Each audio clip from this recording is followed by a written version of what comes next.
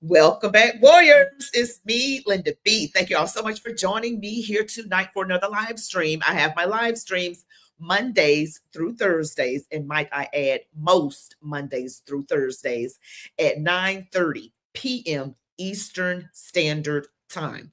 So just remember, that's the time that I do my live streams Monday through Thursdays. I hope you all have a great 4th of July weekend, our nation's birthday. And you guys, don't forget to smash the like button, comment, share, subscribe to my channel in case you haven't already. Hit all notifications, stick around to the end. We're going to go ahead and start off with a word of prayer to God in Jesus' name. We thank you so much for being such a good and awesome God, for your protection, your grace, and your mercy. Father, I am just believing, hoping and praying that everything continues to go well with this nation.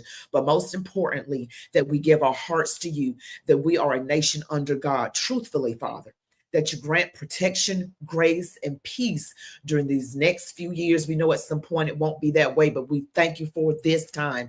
In Jesus' name, amen. All right. Okay. Who do we have joining us tonight? We've got Fed Up Patriot. All right. Hello, Fed Up Patriot. Hello, June Stanley. How are you doing?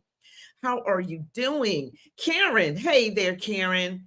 Iron Ear. Hello. Hello, Iron Ear. Who else do we have here? Let me see. My Girls H. How are you doing there? Hey, Tina Hall. What's up? What is up with you guys? And there's my wonderful husband, SK Abstract Art. Hello, hello. All right. And we have Diane. And who else do we have here? Ruth Ferguson. Hey, Ruth. Hello. Hey there, Dwayne Harris. Hope you're doing well. All right. And I think that is everybody so far. All right. You know, I've been having guests on my show for my live streams the past few nights, but it looks like it's just going to be me tonight, unless someone joins a little bit later. But we're continuing the series on race war. And this episode is entitled Divide and Conquer. Okay, we already know that that's straight out of the commie playbook, right? That's right out of the commie playbook. So we cannot fall for the lies. We got to realize what's actually happening. I think once you realize what's actually happening and you look at how the devil works, that is Satan's tool anyway. Divide and conquer. He does it in churches. And the easiest way to divide us in America, a country that is not homogenous when it comes to ethnicities, is to do it by color. It is just, or ethnicity is just an easy way to divide people up and cause us to be at each other's throats. In a homogenous society, they would find another way. Okay, they would just find another way to do it, whether it's through class or education. They'll find something to divide up. So we're just not going to fall for that. But I want to continue with episode 3, and this is really good. It's called Divide and Conquer. So just bear with me while I get this started.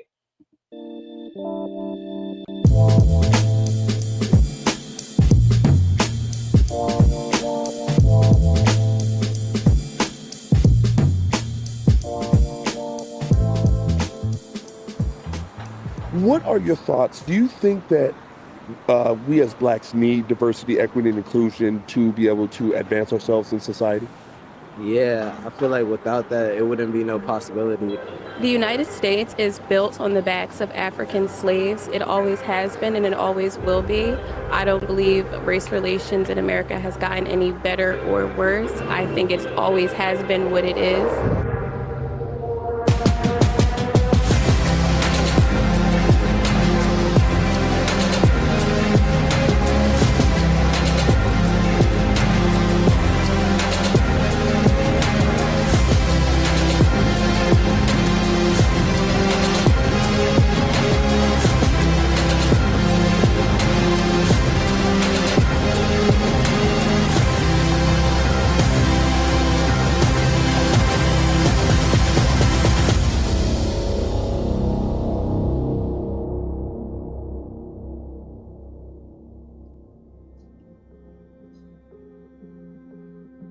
Critical race theory argues that all white people are oppressors and all racial and ethnic minorities are victims, and that white people, no matter how poor they are, they can, be in Appalachia, parents never finished the second grade, they're considered privileged because of their white skin. It also argues that only white people can be racist, and that if white people care about race relations, they have to commit themselves to become an anti-racist. And part of the theory behind critical race theory is that racism will always be a part of our society. And so if you commit to becoming an anti-racist, there's no end to it. But it totally lets racial and ethnic minorities off the hook. And the argument behind that is that racial and ethnic minorities have no power, so they are incapable of being racist. That is what I heard some years ago. Okay. I was on Facebook and dealing with people that I went to school with. They're saying, and I clapped back. And this is even in my TDS years, Trump derangement syndrome years. I'm like, wait a minute, Black people can be racist too. Anybody can be racist, right? They're like, we're not the ones in power. So we can be prejudiced, but we can't be racist. Again, another way to not give accountability or have accountability among Black folks. I mean, I did a video of this today. It's about, on the thumbnail, it says something about a white man. How does my white skin give me privilege or something like that on the thumbnail? And I want you guys to really, hopefully after this video, if you haven't seen that video yet, after the live tonight, if you don't mind, go ahead and check that video out and give it a thumbs up and comment on it and share it. Because that's one of the things I don't like about, I don't like anything about critical race theory, CRT. It groups people by oppressed and oppressor. And no matter what, no matter how bad off somebody is that's white. I've told you, I see homeless people that some of them are white and they don't have a place to stay. By the grace of God, I do. So how is that privilege? That is just made up foolishness and leftist propaganda. Critical theory, when it seeps into the K through 12 educational system the way it has, it saps the life out of minority communities and out of minority children because it's really telling them lies. I gotta ask, those three letters, D, E, I. Diversity, equity, and inclusion. Let's talk about it. What is your take on DEI? Is it actually helpful for the Black community? It is not. Studies have shown when you lower standards, for example, to get into school, you increase the chances of people dropping out. And when they drop out, they incur a bunch of student debt. They're angry at the world. You haven't done anything. Again, it's a complete refutation of what MLK said. People should be evaluated based on content of character, not color of skin. I remember who was a coach from the 49ers who said, I want Singleton, Mike Singleton. Was it Singletary? Singletary. He said, I want winners. Well, that's what I want. I want winners. You know, That's it. I'm a big baseball guy. I love the Dodgers. And the Dodgers have a very diverse lineup. But I wouldn't care if they weren't diverse. I want them to win. Yeah. And it seems to me you should be picking the best players that can make you win. I want winners. That's it. Yeah. How about that for an idea? Yeah. And when it comes to these people, obviously they don't want winners. They want Marxists, right? They want people who are going to toe the line. They want these leftists. They want a color-coordinated society. They don't want a color-blind society. They want a color-coordinated society. There we go. And they want to be the ones who do the coordinating. Check it. Hey, you like gold, keep the double entendre. I'm going to pause here, you guys, because I got one of my friends here. Darren, sorry I'm late. Are you serious? Bad. No, I'm just kidding. How are you doing? I'm good. We was spending some time with my daughter, laying down with my wife and just talking. I was like, oh, it's time for me to get going. That's sweet. You were doing something, in my opinion, productive. So they're just talking about, this episode is called Divide and Conquer. And they're talking about CRT. And the question at the beginning, they were questioning college students at an HBCU, Howard University, a Black college in DC. And they were like, do you think Black people need DEI? And they said yes. And that's unfortunate because it's like you're saying, unless you make it so I can get in, I won't be able to do it on my own. You know what I mean? That is not a good way of thinking. So I'm going to get your thought on that real quick and we're going to get back to it. But what do you say? The more that you lower the standards in the bar, the less that people strive for greatness. And in reality, we're just going to dumb down society so that we're not even striving for greatness anymore, because it's going to be handed to us based on other things that have nothing to do with work ethic or intelligence. And Right. that hurts everybody in general. And I think they're thinking, I try to play advocate sometimes. I think they're thinking, we want to make sure that Black people have a chance. But I think when you focus on what people look like, you then divert it away from things that you really should be looking at, like qualifications, ability, like you just want to get the best person. But I think if you're looking at, I need this many Black people, I need this many Asians, I need some Latinos, then I think they don't realize that you're going to automatically stray from what you should be looking at, even though your mind might tell you, I'm getting qualified people, I'm just making sure they got some color to them. But you're going to inadvertently, you're going to focus on other things. And this DEI thing is really not truthful, because they don't want diversity of thought. They would not get a Black woman like me. I don't think that, you know what I'm saying? It's like, would you pick me? I'm not going to toe the line with this propaganda and these leftist talking points. Would I be picked based on how I think? Well, everything is a double-edged sword too. So it's not just the people coming in that way, but it's the public that's not in that questioning because they see color. They're making everyone start to see things they shouldn't see. Right. You shouldn't see race. You shouldn't see, you should just know the person that you're dealing with is there because they're the most qualified, not you seeing color and all of a sudden questioning why are they sitting there. That should never cross people's minds. And it's like we're going backwards in time now. Exactly. But they don't see it that way on the left. They don't realize that their policies, in my opinion, are racist. People on the left, in my opinion, seem to be angrier. They seem to be more focused on past things. And we're just focusing on here and now. And I'm okay if people disagree with me. But by the grace of God, I don't get angry. But sometimes the liberals get angry with me because my opinion is not what they think it should be. They think it should be something else because of my makeup. I'm just like, it is what it is. This is how I think, guys. So, but yeah. So let's get back to it and see what they're saying. Feeling myself like getting off in the bathroom. Hey, freedom from hell. A rapper's being murdered every time I excel. From beginning to end. As far as rap goes, I'm the rap gold in disguise. Pierre, when did you get involved? Because they were birthed after Trayvon Martin? Uh-huh.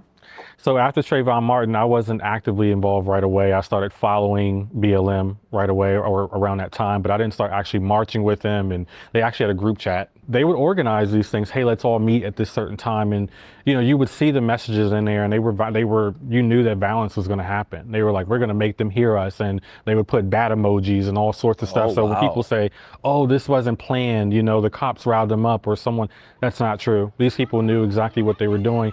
But what was interesting was that it was a lot of white liberals that were really leading the charge more than anything. It's always been that way. I can't breathe. I can't breathe. I can't breathe. I can't breathe. The left thrives off of chaos. The more chaotic it can get, the more emotionally worked up. Isn't that what Marxism is about? Yep. The more you can emotionally work up people, you can control them. When I was studying communist tactics and strategy in Moscow, my instructors emphasized the importance of using honest grievances and popular slogans as a smokescreen to cover up the true nature of the revolution.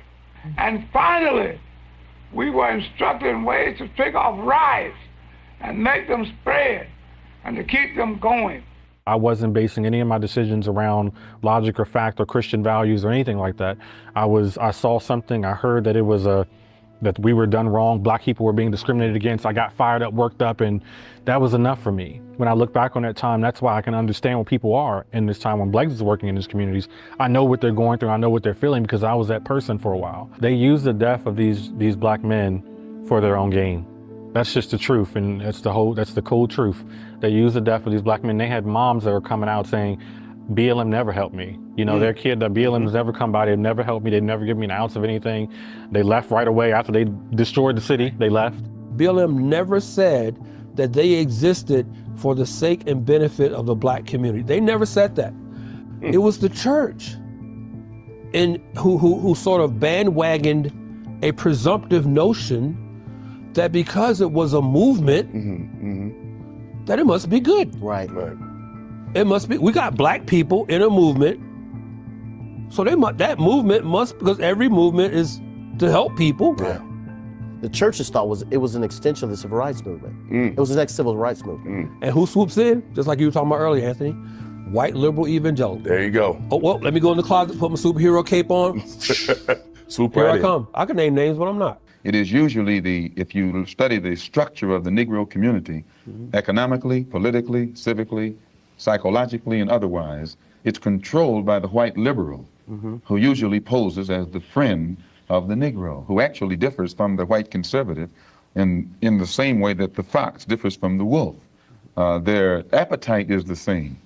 Their motives are the same. It's only their mannerisms and methods that differ. Everybody put your middle fingers up like fuck the police. All right, I'm probably gonna skip this little part right here, but you know, they be effing, you know, that word just really bothers me when they say it too many times together like that. But I played that Malcolm X clip on my channel a number of times where he was just talking about the white liberal poses as the black person's friend and benefactor, but in actuality it is not. And the liberal, and you know, I would venture to say not necessarily white liberal, I would venture to say just the racist, you know, because the racists, you know, destroyed Black Wall Street. They were, you know, doing things. The liberals tend to be, I just said it a moment ago, more racist to me. They know the buttons to push, the emotional triggers to push, and we have been so indoctrinated that it's almost impossible unless it takes the move of God to get these people off of this way of thinking. You know what I'm saying? Like, and he said it back then. I mean, Malcolm X had a lot of gems when he spoke. I mean, he really, really did. And the more I learn about him and Martin Luther King Jr., the more I'm like, wow, I actually agree with Malcolm more. I mean, when it comes to that, not religion wise, but I'm just saying when it comes to that. What do you say? One thing that stuck out to me is that he had said that the difference between the white liberal and the white conservative is that one was a fox and one was a wolf with the same appetite as far as the way that they looked upon the black people. And me 10, 15 years ago would be like, but wait a minute, I don't think that way. But then, you know, older me now, it has to realize that his statements were 100% accurate for the time in his life. That he was living in. Correct. Exactly. And I'm not aware of that. I wasn't there. And so it's a different way. It shows how far we've come. But it also shows I mean, I turned 45 this year and everyone tells me I'm just a baby still, but I was talking to somebody today that was 35 and I started calling her child. You know, you think you're all right. I mean, I think I feel pretty good. I don't consider myself an old person, but yeah, I'm in that over 40 boat with you, boo.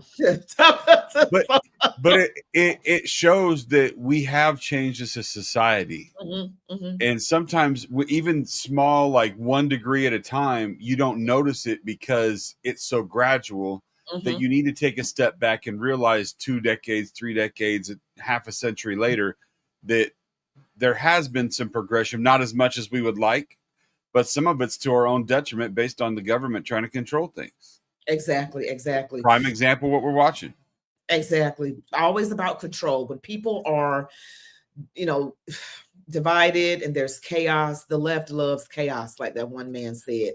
They got the same thing. They haven't changed how they do things. If you look at how maybe some of the language has changed a little bit, but the actions are the same. I mean, the riots in LA, was it Watts or something back in the 60s?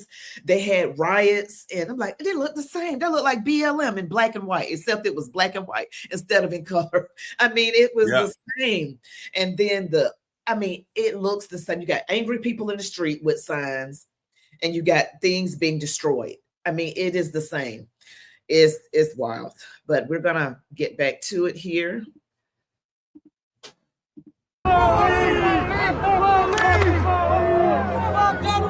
America needs to know this is not a black problem. This is an American problem. People are dying. We're being killed in the streets, and we need justice.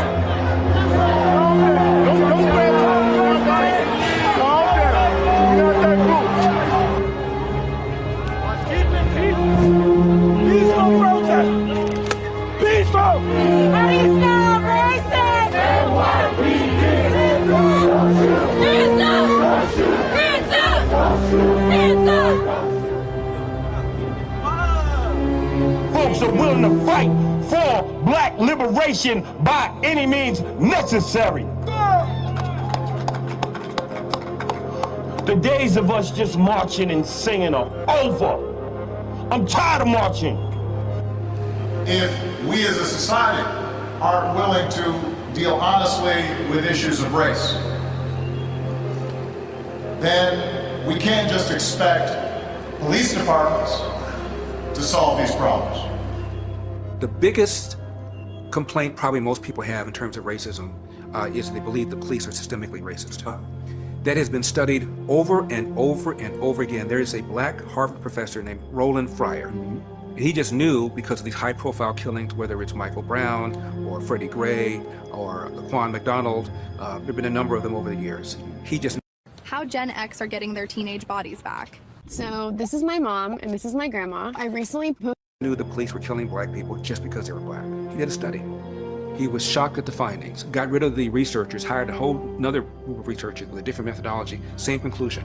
The police were more hesitant, more reluctant to pull the trigger on a black person than a white person.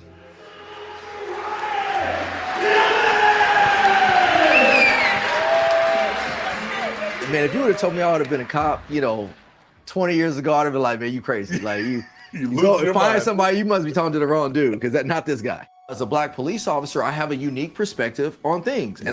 And I'll be the first to tell you if something is good police work or bad police work. You have to realize the times that we mess up is not because of the system. Yeah. Usually it's because of an isolated officer that shouldn't have been an officer in the first place. And so when somebody says it's an FBI stat that black people have deadly uses of force encounters more than other races, that is a fact. I'll be the first to tell you that. Those crimes that they have committed are more violent crimes than any other race. Yes. So why is that a factor? Well, police are gonna be more likely to utilize force or deadly force if you are dealing with somebody who's committed a violent crime because they've shown a propensity to use violence. So that now makes sense to me of why deadly force is being used more so against minorities, is because they're dealing with violent people as opposed to somebody who's committed a property crime. And even when you do look at the statistics of the deadly force that's been used by law enforcement, it's about 1,000. It averages out to about 1,000 deaths per year in the United States, which is 1% or less than 1% of police encounters. And of that statistic, less than 1% of those are unreasonable force. No racist police, no justice, no peace, no racist police. They think that the police are going to disarm themselves and go out there and deal with a bunch of thugs and a bunch of crooks that have no respect for law and order? No, the police are not going to do that. If the police do anything, they'll pull out of these communities and let them kill themselves and let them destroy themselves.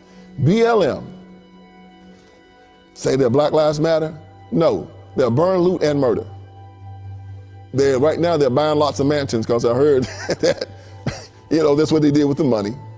And you see how they come into American society, begging and crawling and asking for handouts.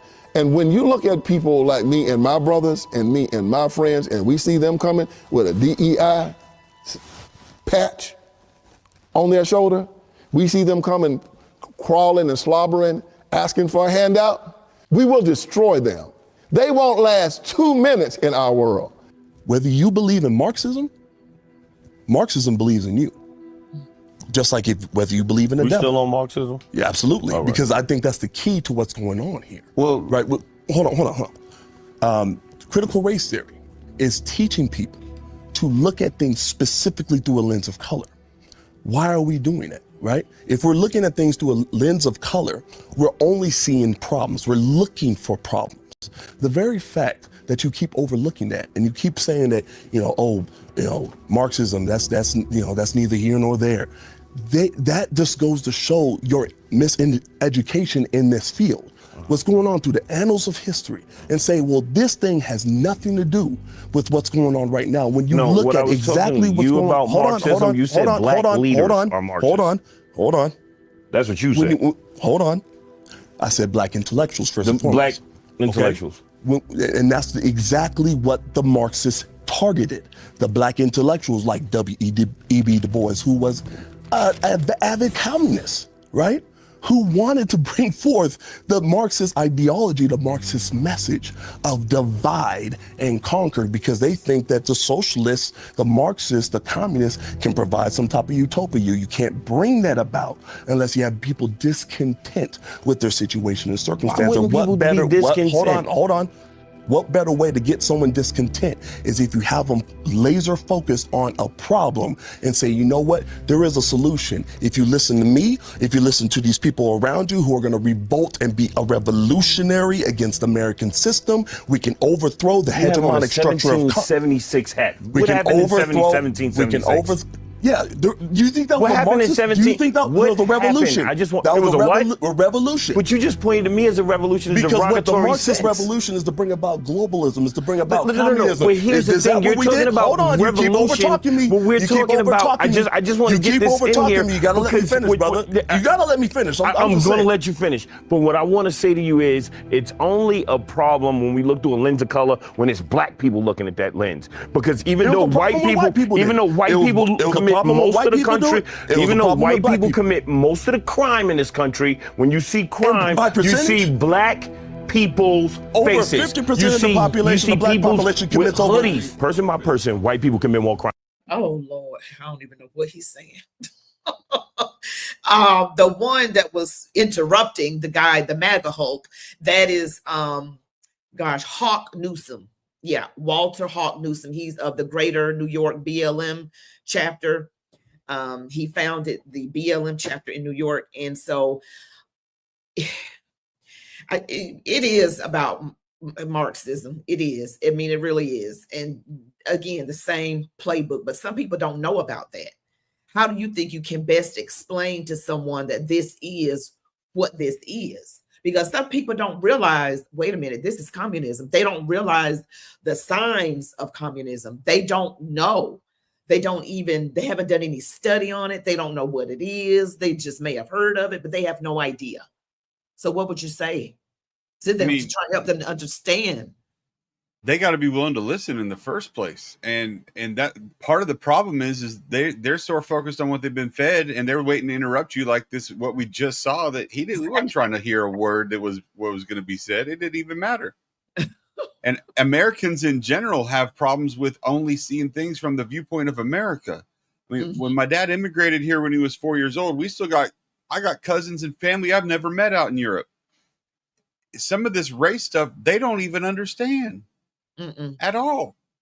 We've been trained and brainwashed in it, and to the point where we're not even willing to open our eyes to the other side. Like, the point of looking through the lens, it's wrong no matter what color or background you are looking through any lens. Right, exactly. No one's saying it's right. It's wrong. It's wrong. It is wrong. But they don't listen. And that's the problem. Every time I have a conversation about politics with people who are liberal, they're the ones that get upset, and they're the ones that end up interrupting, just like we saw. He was trying to talk and he just kept interrupting. You can't teach a person anything when they're like that. It's almost pointless to even have a conversation with them. But I just wanted to get your point on that, and we'll just get back to it. Here we go. You can't tell me nothing different than that. I can absolutely tell you nothing different. All history matters to you. No study except can black compare history to history. and systemic racism. That's the history that you want to eliminate from the discussion. That's the only history that you want to focus on.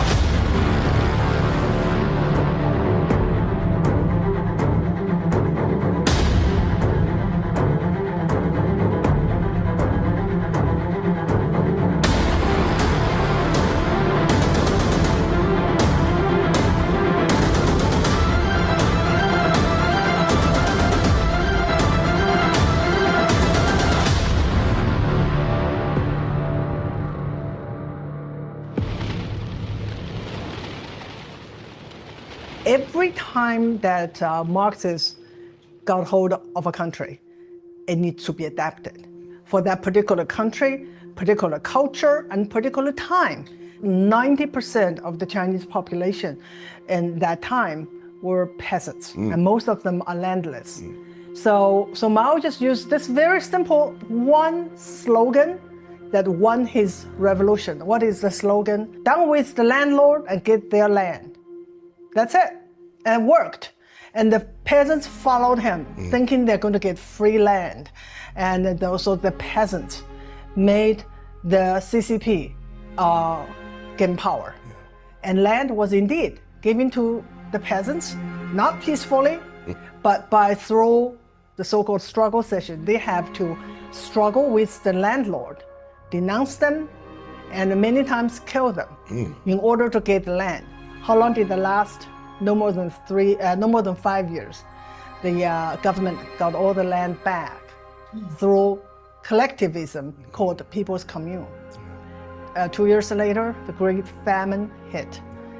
50, always death and destruction. And the same thing's happening here, only that it took them much longer,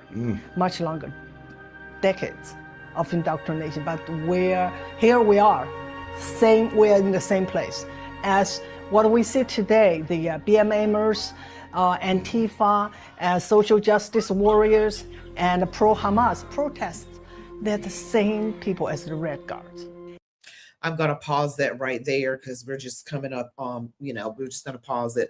But she's an immigrant, appears to be an immigrant. People who are immigrants who came from those types of governments are able to see, I think, better because that's what they came from. And she is saying, this is the same thing. It took it longer to get here, but this is what this is. This is what this is. They know better than the average American, in my eyes, because they know.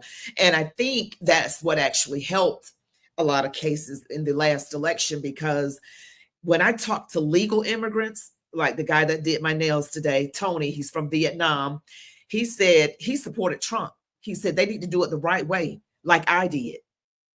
You know what I mean? They're more pro-legal immigration than anything because they did it the right way. Yeah. So that is saying something about that group of people that I don't think they were counting on the left. It's like the immigrants that are here, like that did it legally. They're like, I'm not voting for that. They can't just come over here. I didn't do it. I did it the right way. But just seeing those examples, it is very similar. And I grew up seeing that on the news in other countries. And then later, I'm seeing it here. The exact thing, burning the flag, chaos, two sides at each other. This communism that just wants to take over. Yeah, what do you say? Yeah, I mean, my dad immigrated, and so I had, and without taking too much time, when he was 12 years old, he was working on a dairy farm and his arm got caught in a tractor and it literally ripped his entire arm off of his body, except for he's got a scar going around his whole left arm, except on this part here where they reattached it. And they said he'd never be able to move his fingers or have feelings. He's got full feelings, full everything. Praise God. But he had to, as he's losing blood, holding on to, direct his parents how to get to the hospital because they just moved there and they didn't speak any English. And so, like, I've heard the extent of no immigrant should come to our country unless they can speak our language, and that raises flags for me too. It's like if they're willing to do it the legal way, if they can't function, they're going to eventually have to learn it. I mean, it took them 15 years, but then they were fluent and started forgetting their original native language. But there's never going to be a perfect answer. Yes, not. And we just have to understand that the problem is a broken system, and opening the border is not going to fix the system, and closing the border altogether is not fixing the problem. It's fixing a problem, but the problem is the immigration system, and that's not being addressed. And that's the biggest problem I've got with the whole situation. Yes, we need to control what's flooding in and stop that from happening because we have the safety is thrown out right now. and that needs to be under control. Just the drugs alone need to be taken care of, let alone the other people that may be harming our American citizens. Right. But we're not even beginning to address, why does it take 15 to 20 years for an application to go through? Yeah, that's too long. That's the stuff I don't understand. Yeah, that is so long. Like Tony, he's the Vietnamese guy I was referring to. I think he said it took him 8 years. It took him 8 years. Yeah, so that needs to some kind of way be fixed. Maybe it will be addressed, but we do thank God the border is more secure, because we really needed things, because people's lives were being taken. And that is now, we already got crazy people. I always look at it like this. We already got some people with their screws loose already in America. We don't need any additional problems. We certainly do not, but I just pray that, and I know things, if you're talking biblically speaking, things are going to be how they're going to be. I'm just praying, at least for the next few years, can we get some reprieve? Can we get some peace? Can everything all work out? We got the big, beautiful bill that's going to be signed tomorrow on Independence Day. Can we just, enjoy some things and just try to get along? But I just believe that there's one element in the government that is like determined not to get along, because their whole ideology, their whole way of doing things is centered around chaos. Yeah, I just think they don't like it. They don't want there to be peace, in my mind. They're probably like, we got to figure out something. We got to do something. It wouldn't surprise me if they're meeting together underground going, what are we going to do? It wouldn't surprise me. So I'm going to let you get the last words, Derek, and then we're going to close it out. Well, I mean, I do a lot of reflection, and I think of I don't understand, nor do I want to understand what it's like not having faith in God and knowing that He's got this and is in control. And that's what I have to lean on. And as much as, no matter what I'm in, it feels like when I start to reflect on these situations, that the words of Jordan Peterson ring louder in my mind of, you worry about making your own bed in the morning and taking care of your bedroom before you go into other rooms of the house. And I can't change the mentality of all the liberals out there, but I can sure, by my actions and everybody I interact with, do things the right way. I can raise my children the right way. I can be the head of my house in the right way. Absolutely. I can go to church every week and try to be an example the right way. And those are things I can control, and just try to let my ripple effect go on out. And then just pray for our leaders. And that's about what I can control. Yes, all you can do is be like you said, be a good example, and that your actions speak volumes. I think people don't realize actions speak louder than words. I mean, they actually do. And if you're doing all those things, Derek, being a manly man, you're taking care of business, you all about handling your business. Yeah. Got to. I appreciate that. We need more men like that. I'm like, the left, like they like to prance around. I'd be like, Lord. If I see one more man in a dress and heels, I'm just nuts. But thank you for joining me today. And you guys check out Derek on SOB Are You Serious right here on YouTube. I appreciate you joining me. And you have a great rest of your evening, Derek. Thank you. You too. Thanks for having me. Thank you, everybody. No problem. Bye-bye now. All right, warriors, that's it for today's video. Don't forget to smash. Oh, wait a minute before we leave. We have got to acknowledge Fed Up Patriots and the super chat. Thank you so much, Fed Up Patriot. I really appreciate you guys. Check out my videos. I pushed out the last couple of days, especially the ones I pushed out today. Don't forget to like this video, comment, share, subscribe, hit all notifications. You all be blessed. Love God, your families, the United States of America, and march on, warriors. Happy 4th of July, everyone. Bye-bye.